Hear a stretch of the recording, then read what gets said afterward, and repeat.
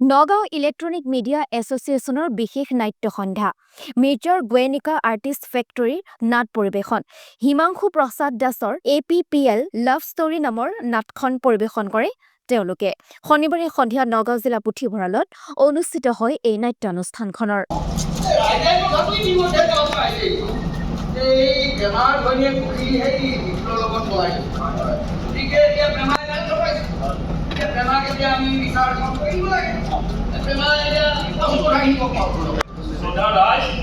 প্ৰথমতে মই গাঁওবুঢ়া লাগি ধন্যবাদ জনাইছোঁ।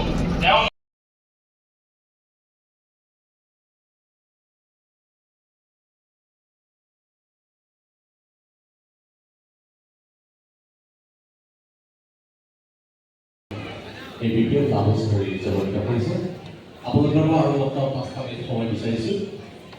আমি সকলোকে পৰিচয় কৰাই দিব বিচাৰিছোঁ আৰু আমাৰ নগাঁও ইলেক্ট্ৰনিক মিডিয়া এছ'চিয়েশ্যনৰ ফালৰ পৰা অলপ আদৰণি জনাব বিচাৰিছোঁ।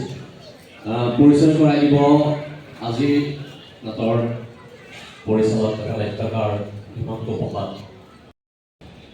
কৃতজ্ঞতা পত্ৰ প্ৰদান কৰিবৰ বাবে মানৱজ্যোতি বৰাক আহ্বান জনাইছোঁ।